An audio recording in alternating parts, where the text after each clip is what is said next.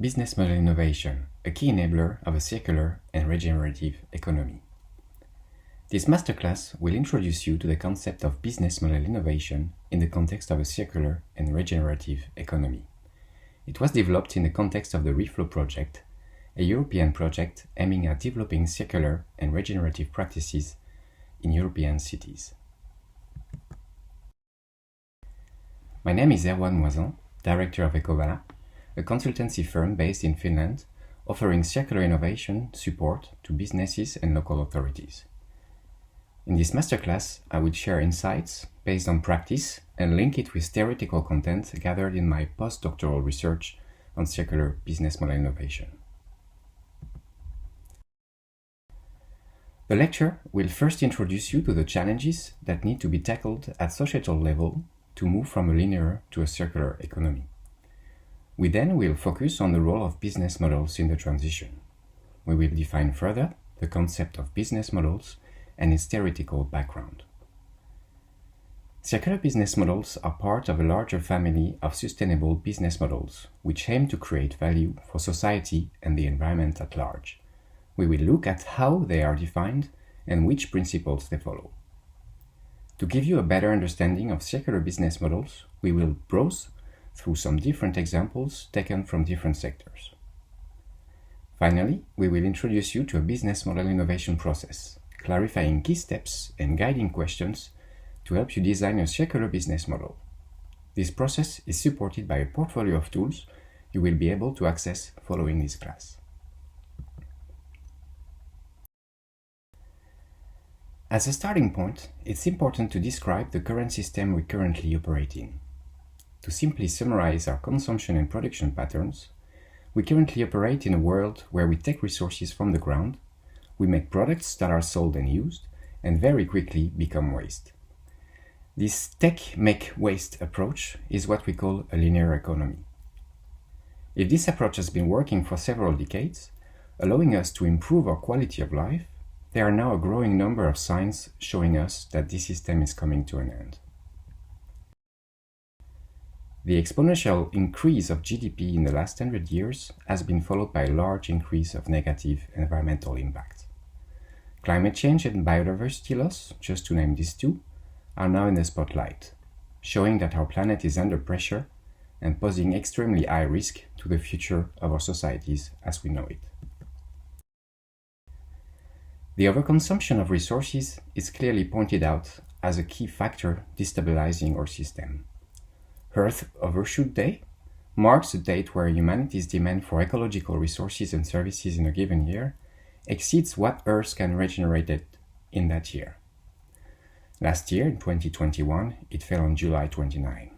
That means that from August, we start using more resources than what Earth can produce, leaving our natural capital bank accounts in the red for the remaining months of the year.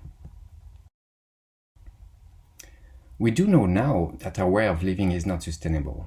Yet, we do have clear goals and objectives set at global level, as described in the Sustainable Development Goals. The 17 interlinked global goals, such as affordable and clean energy or climate action, are designed to be a blueprint to achieve a better and more sustainable future for all. These SDGs were set up in 2015 by the United Nations General Assembly and are intended to be achieved by 2030. But the question is, how do we get there? One way to describe further the complexity of the challenge is depicted in the Donut Economics Framework, developed 10 years ago by Kate Raworth.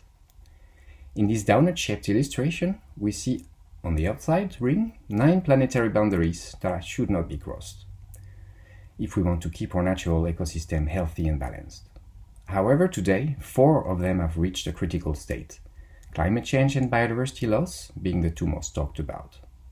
In the inner ring, the donuts highlights 12 societal foundations that should be also sustained in order to live a just life, from access to clean water, food, to health and gender equality. In order to reach sustainability, we need to redesign our economy so that all 12 social foundations are met without overshooting any of the 9 ecological ceilings. What does this concretely mean? If today we operate in an economic system that is globally exploitative, relying more and more on fossil energy and finite materials, we need to rethink entirely how we view economic transactions, governance systems, but also our mindsets. Ultimately, our economic system should not only be sustainable, but it should be restorative and regenerative. To head towards a thriving and regenerative society, we need to first understand that our world is not linear. The recent COVID pandemic has shown us how we are all connected, and one disruption in one part of the planet can have a large set of consequences in other parts of the world. Our environment, our health, our economies are intrinsically connected. But recent events, for instance in Ukraine, are another example showing us that societal challenges are interlinked and create multiple feedback loops impacting our economies, our societies, and the environment. The circular economy can be seen as a promising avenue to tackle some of these societal challenges. As opposed to a linear economy, it can be defined as an economic system in which resource input and waste, emission, and energy leakages are minimized by cycling, extending, intensifying, and dematerializing material and energy loops. This can be achieved through digitalization, servitization, sharing solutions, long-lasting product design, maintenance, repair, reuse, remanufacturing, refurbishing, and eventually recycling. Three key principles help us understand circular economy in a more concrete way. The first one is eliminate. A circular economy reveals and designs out the negative impacts of economic activity that cause damage to human health and natural systems. This includes the release of greenhouse gases and hazardous substances, the pollution of air, land, and water, as well as the structural waste, such as traffic congestion, for instance. The second principle is called circulate. A circular economy favors activities that preserve value in the form of energy, labor, and materials. This means designing for durability, reuse, remanufacturing, and recycling to keep products, components, and materials circulating in the economy. Circular systems make effective use of bio-based materials by encouraging many different uses for them as a cycle between the economy and natural systems. Finally, the third principle is called regenerate. A circular economy avoids the use of non-reusable resources and preserves or enhances renewable ones, for instance by returning valuable nutrients to the soil to support regeneration, or using renewable energy as opposed to relying on fossil fuels.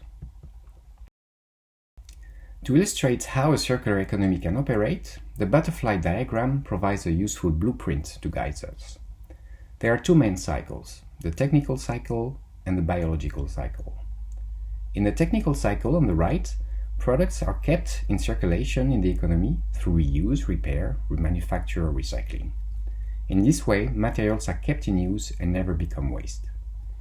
In the biological cycle on the left, the nutrients from biodegradable materials are returned to the earth through processes like composting or anaerobic digestion.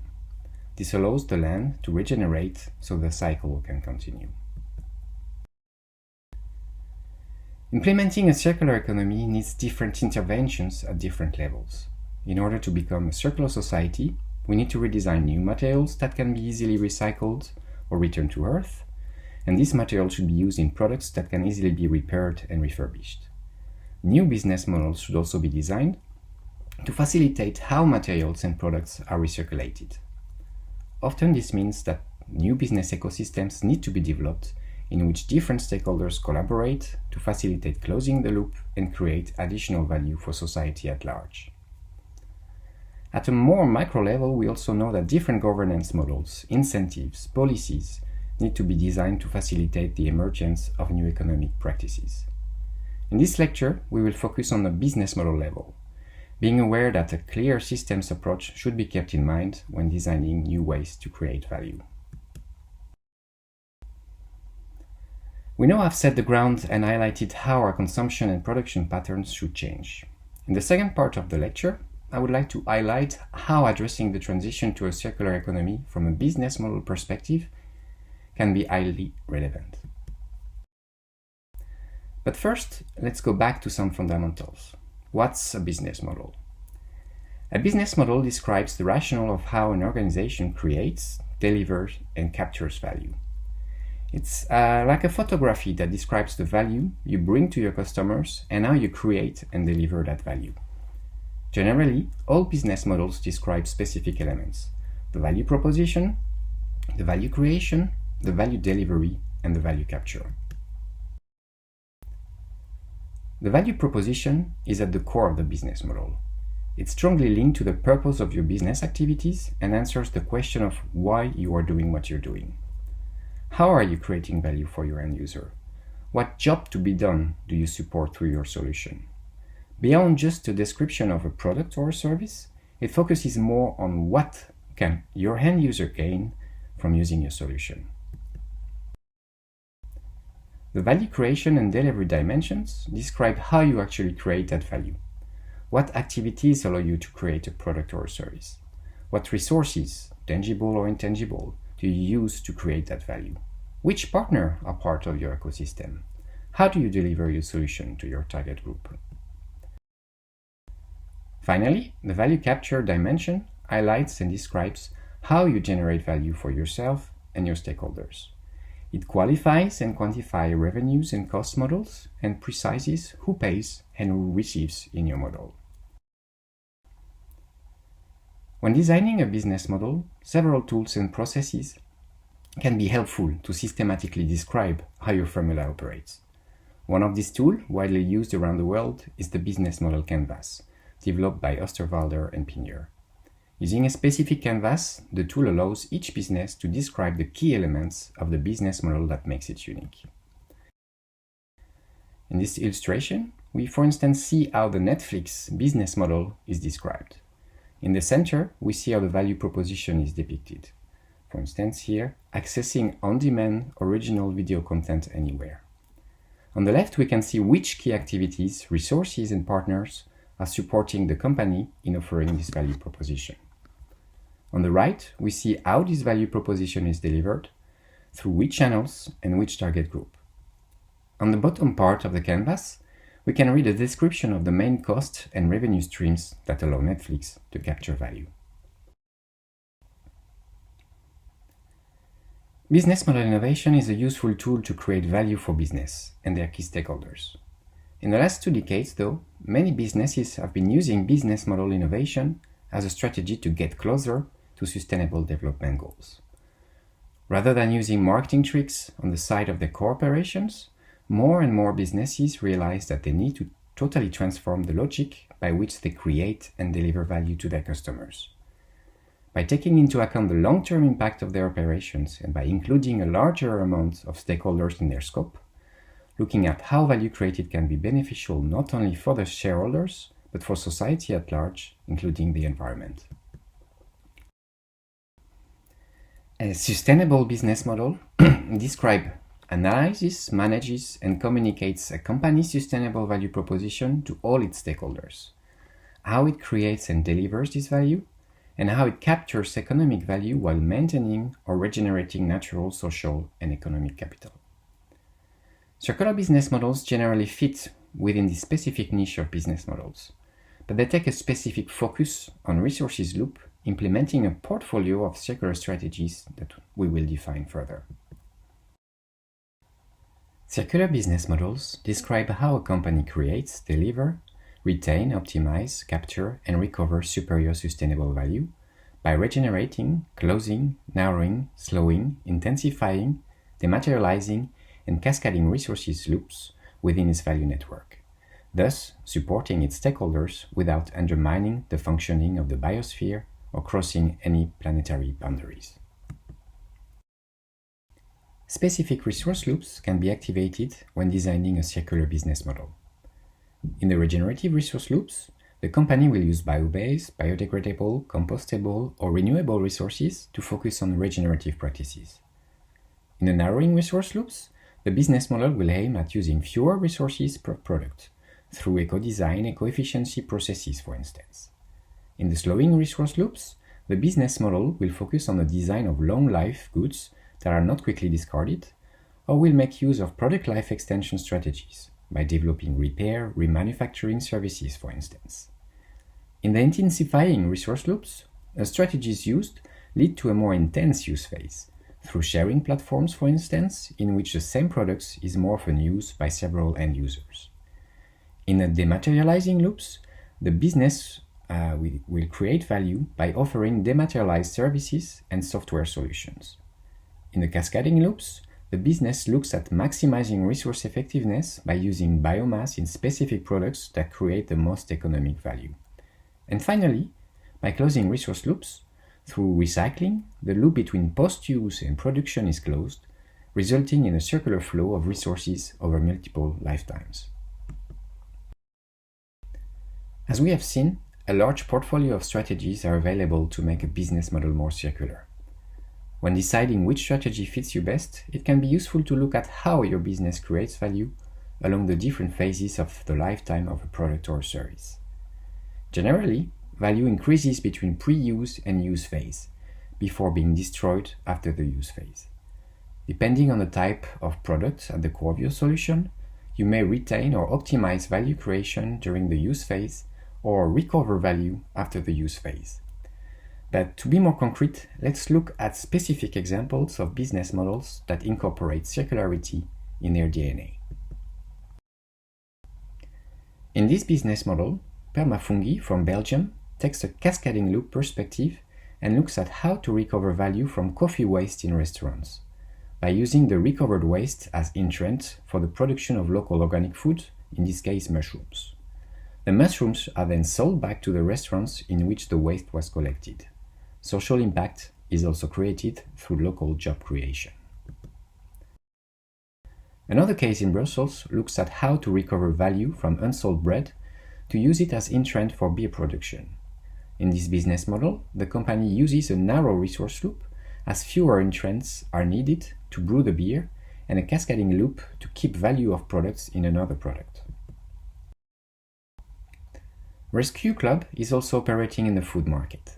The company tackles the challenges of food waste by connecting restaurants with surplus food about to be wasted with clients willing to access food at a cheaper price while acting sustainably.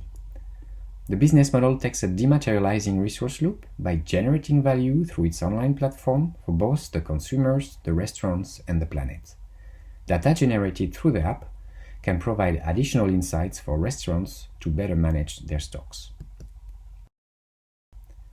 Nearly New Office Facilities is also bringing circular innovation in the sector of office furniture. The company business model not only focuses on retrieving old furniture and giving it a new life in strong connection with its clients, it also offers a wider transformative workspace approach, combining skills from interior designers, furniture designers, occupational psychologists to tailor solutions focusing on personal well-being and environmental impact. In the textile industry, one key challenge is to extend the lifetime of existing products. The Swap Shop, an innovative concept in Amsterdam, is reinventing the second-hand clothing store by allowing customers to bring their old clothes and swap them with any item in the store shop. The exchange is enabled by swaps, a currency allowing clients to receive points when giving clothes to be reused when acquiring new ones. SwapShop is focusing on slowing resources loop by extending the lifetime of its products. In the context of the REFLOW project, the business is also exploring the creation of dematerialized value through the development of a track-and-trace digital solution, allowing users to receive a new layer of value, namely in the form of digital storytelling associated with each garment. Plastic Whale is another business model based in Amsterdam that combines furniture design with tackling the challenge of plastic waste. Each year, the company collects more than 40,000 PET bottles in the canals of the city with the support of local communities. The bottles collected are turned into flakes and fibers, which are made into recycled PET felt used in their furniture. The company not only closes the loop with reusing waste, it also creates a positive narrative involving citizens in fighting plastic pollution. These examples are just highlights of hundreds of business models that are using circularity as a way to innovate. If you are interested in more inspiring cases, have a look at the best practices database on the REFLOW project website. in which you will find dozens of examples of new business models, as well as other inspiring initiatives and policies focusing on circularity implementation. Beyond inspiration, it can also be relevant to provide you with some insights on how to design a circular business model. To make it simple, 4 key questions should guide you in the process of turning a new idea into a successful circular business venture. Is it desirable? Will there be a market demand for this new solution? Will consumers be interested in this? Is it feasible? Do I have the right capabilities, the right resources, and the right partners to implement this new idea? Is it viable? Will I generate enough revenues to make this idea financially sustainable? And finally, is it sustainable? Am I really making a positive impact on the environment or creating a new problem to be addressed in the future? These questions should be kept in mind throughout the whole innovation process.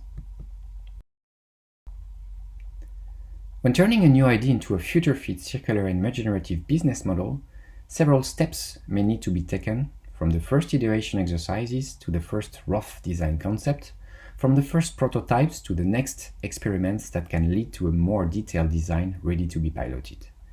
In the final slides of this presentation, I will introduce you to the key steps and key questions that can help you on this journey. The first phase often starts with an ideation process. First, it's relevant to roughly define the purpose of the business model. What is the objective of the idea? Which sustainable challenge is it aiming to tackle? What do we create? For whom? How do we make a difference? Once the purpose is defined, it might be relevant to map all the stakeholders involved in the solution, direct users, but also partners, local authorities. When all the stakeholders are mapped, it can be useful to describe which value is created from all stakeholders' perspective. In that step, looking at value creation potential should be balanced with potential risk of value destruction or value missed. As a result, you can start visualizing your core offering and the additional features of your solution. Once your rough idea is defined, it's time to conceptualize your solution further. In that phase, you will want to clarify the profile of your target groups. Who are they? What are their values? Why do they wake up in the morning? What motivates them to do what they do? Having a clear idea of the profile of your target group will help you define further the expectations they have from your solution, the possible gains they would get from it, and the possible pains associated with it. This reflection will help you define further how your value proposition can be shaped to meet their needs. At that stage, you might also want to research further which value dimension should be pushed forward. Do you want to highlight features, performance, outcomes of your solution? Do you want to offer a solution beneficial from a price perspective? Should you address the symbolic or experiential value associated with your solution? Different scenarios on how to deliver your value proposition could also be designed at this stage.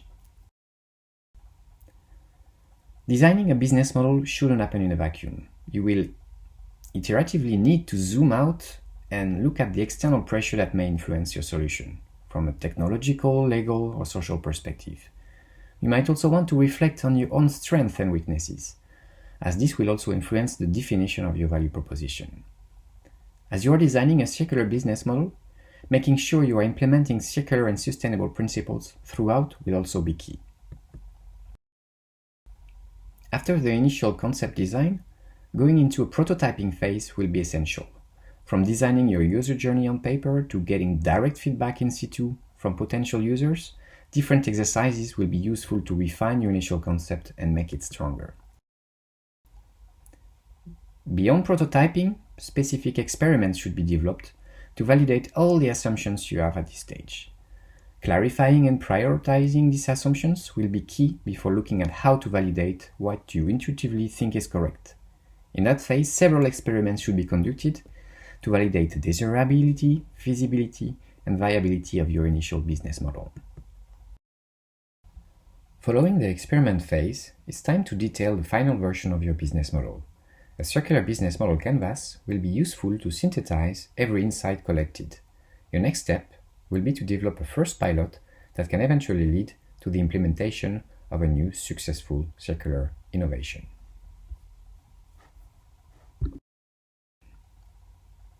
Are you interested in learning more about circular business models? The REFLOW Academy has curated several courses to deep dive into circular economy implementation. In a dedicated course about business model innovation, you will find additional information and guidance on how to use the free tools that were just introduced in this class. For further information about REFLOW, tune in to reflowproject.eu and do not hesitate to contact us for further information. Thank you.